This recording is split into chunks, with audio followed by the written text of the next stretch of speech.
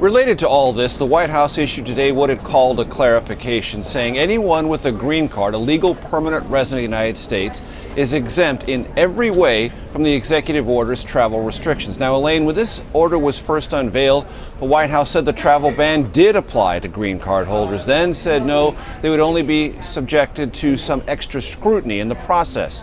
This latest change, it's worth noting, arose because of internal as well as external criticism. Yes, a tacit acknowledgement that clarification is of that confusion. All right, but Major, let's pick up on this issue of dissent. We heard in your piece there you questioning Sean Spicer about it.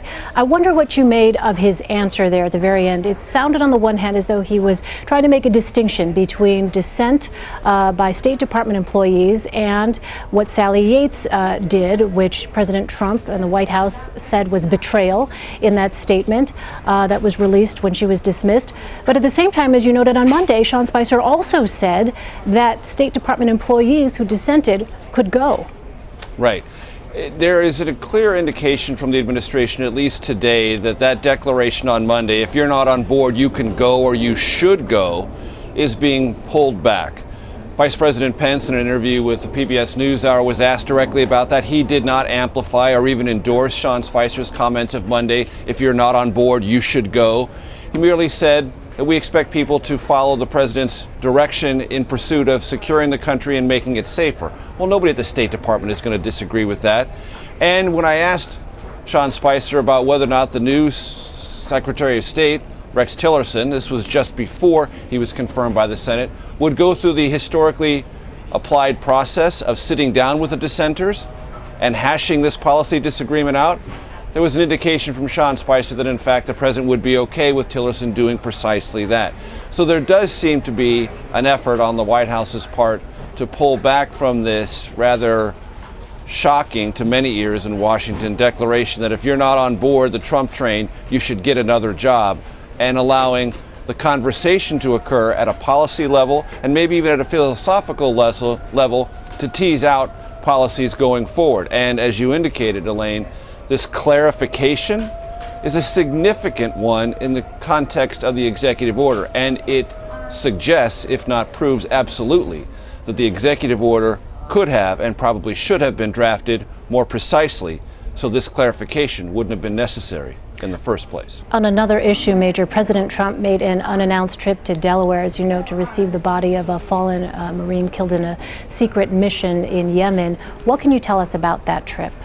Well, that is what is called a dignified transfer, and the president went there to pay his respects to the Navy SEAL, the commando who was killed in that raid in Yemen, and to be with the family who was there to receive the remains in a very somber and solemn and, unfortunately, because we have been at war for so long, well carried out and well rehearsed military ceremony. And the president thought it was important for him, because this was his first mission ordered on his watch as Commander-in-Chief. This is the first U.S. military casualty on his watch as Commander-in-Chief.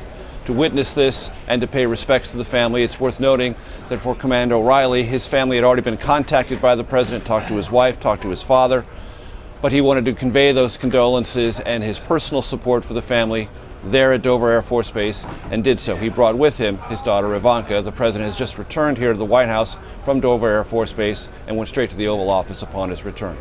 And finally, Major, Wednesday was the first day of the virtual Skype briefing. Tell us about that. How did that go? For reporters that had put themselves in the Skype queue, if you will, with the White House press office, were allowed to ask questions. It is a technological innovation, possibly overdue, because Skype has been around for a while. The previous administration didn't think of it, didn't feel it was necessary to go down this road, but clearly the Trump White House wants to convey to the country that voices from around the country, not just those here in Washington, are welcome and will be heard. And as a reporter, I've got no problems with this at all. Not that anyone's even curious what my opinion is. Reporters from all over the country should be welcomed at the White House, and the chance to ask questions rather of the White House and receive answers for either your local community, and a couple of the questions were really rooted in local issues and local perspectives. Nothing wrong with that. And to the degree the White House makes itself open on a regular basis to questions from all comers, I'm all for that. All right, Major Garrett. And for the record, I'm always very interested in your opinions, by the way. Thank you so much, Major. You're in a minority of one, Elaine. Okay, Major, thanks. Sure.